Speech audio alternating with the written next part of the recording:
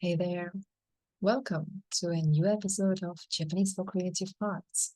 Yana Sakowska here. I've been thinking recently, why am I doing this? Why do I keep making these videos about, for example, amazing Japanese characters series or amazing Japanese words series? So these videos like don't prepare you for an exam, or they don't explain the rules of grammar. I just in these videos I pick some characters or some words, sometimes pretty random, that I like, and I just talk how beautiful they are. For me, Japanese language is like an endless garden of wondrous beauty. It's just so beautiful. I've been studying the Japanese language for, I think, 20 years. This year it is 20 years since I've started. And I think it still stays the same. I'm still walking through this garden of endless wondrous beauty. And I pick some, I don't know, berries, and I take some pictures of the flowers in this garden. And I like to share these with everyone, for everyone to see how beautiful it is. So recently I remembered about a poem of one of my absolutely favorite poets. This person writes under the name Romirando, and the poem is called A Walk in the Garden of Fountains.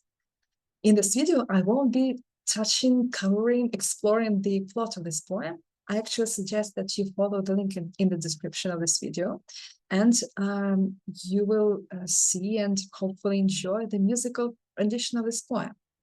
For our purposes, the title is just enough. When I looked at this poem and automatically translated the title into Japanese in my head, I thought, holy moly, how beautiful it is. I want to share it with everybody. So in this video, I would like to invite you to the Garden of Fountains. And I will translate this phrase, walk in the Garden of Fountains. And probably I hope that together we will see why Japanese language is actually a garden of wondrous beauty. Let's get started. So let's start with translating the title into Japanese. And the title is A Walk in the Garden of Fountains.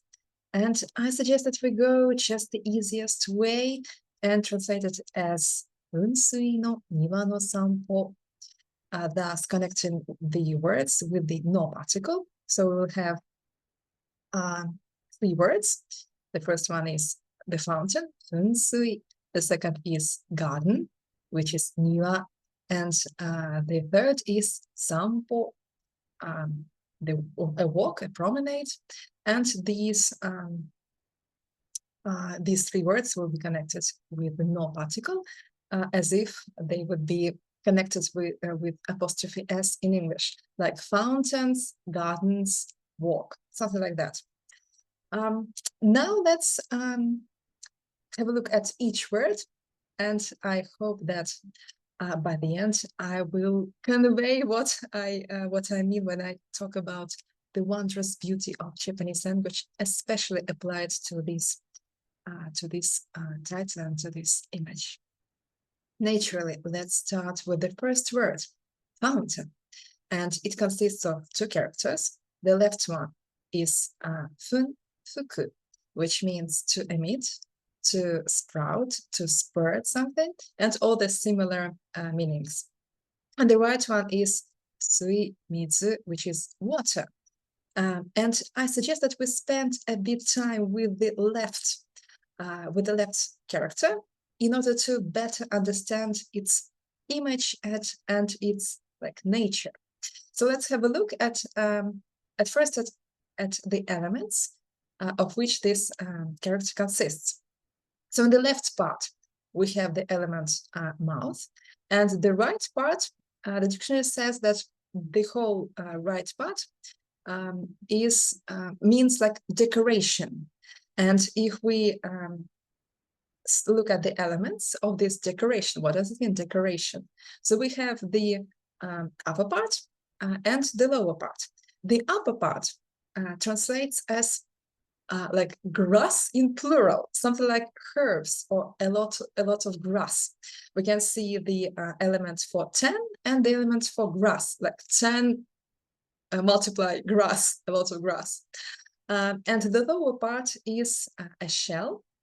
So decoration means something with lots of grass and a shell, and it is combined with the elements with the radical form mouth. So this is to emit, to sprout, to spurt. Now let's look at some combinations with this character to better understand its meaning and image. If we take the word fountain and change the character for water into character for fire, we will get the word eruption, funka, like emitting fire. We are getting somewhere with this image of the first character. Let's have more words. Look at this one. This word consists of 3 characters. The first one is the one that we are looking at. The second one is fog. And the third one is a vessel, a container, a bowl, and so on. What do you think it means? A couple of seconds to think. And the answer is, this is the pulverizer, like the spraying bottle, the bottle that emits fog, that sprays out the fog. Beautiful, isn't it? And the last word here, I suggest that we have a look at the word funpan, which consists of 2 characters. The now familiar to us, and the right one is actually the cooked rice, cooked rice. And to emit, to sprout, to spurt, to spray cooked rice. The meaning of this compound word is to burst out laughing. When a person cannot contain laughter, and the rice that they are eating like blows out. Here I remember one one joke that I want to share with you is that do not make a person laugh while they are eating something.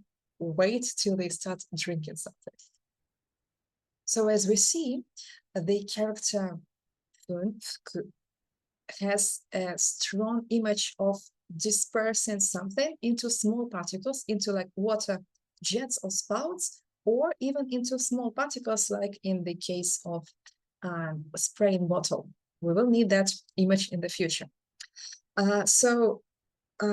Compared to this character number 1, character for garden is even boring. It's just the word for garden. It consists of 2 elements. The upper left is a radical for rock, and the rest is the radical for court. Court, like taking something to the court, the place where the judgment takes place. Really not much to say about this character. I think I will give just one example of the word, a compound word, sekitei, which means the dry garden, the rock, the stone garden, which are popular in Japan in Zen culture. For example, the most famous is Ryoanji, the stone, the rock garden in Kyoto. So this is the words for garden. And we have the last word in our title, which is sampo. Let's have a look at it. The word walk, sampo. It is written with 2 characters. The left one is chiru, chirasu, which means to be scattered or to scatter something. There are some more readings, but we'll concentrate just on the main ones, which are these 2, to be scattered, to scatter. If we have a look at the radicals of this character, they don't make much sense to me personally. The the upper left one doesn't really have any meaning, not that I know of, or the dictionary suggests something. The lower left is either moon or meat. They are quite similar in shape, so here we cannot really be sure which one of those. And the big right vertical is the folding chair, the chair that can be folded. So something, moon or meat, and folding chair. Not really sure what it can mean, but if you have an image, please share in the comments what image do you see here, and I will be really glad to know it. So that was the first character in the word walk. And now let's have a look at the second one. The second one is the character for step. As for the readers, the Chinese one is ho, and the Japanese one is, the most common is aruku, which means to walk, to go by foot somewhere. So in the first approach, the word walk in Japanese is written with the characters for scattered steps. A walk as a scattered steps, or to go for a walk, to be walking to scatter steps. Beautiful, isn't it? But that's not all, because if we have a look at the second kanji, the steps, it can also be like divided into two parts, and the upper part is a stop, and the lower part is a little. So a step in Japanese kanji is written with little stops, small stops. So a walk is scattering small stops. Now, as we have had a look at the words separately, let's go back to the title and look at it as a whole. So a walk in the garden of fountains. Fountains, a meeting water, garden is garden, and a walk as the scattered steps.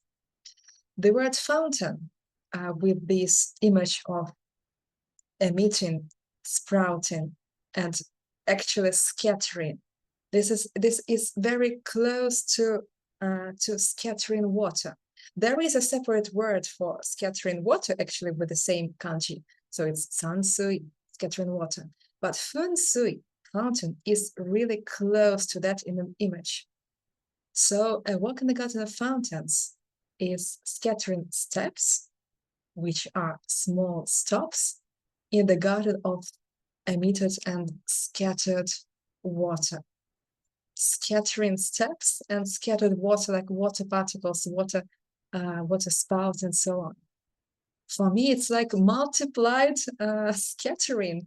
It's like an impressionistic painting with small drops and small like drops of color that create the volume and the ambience.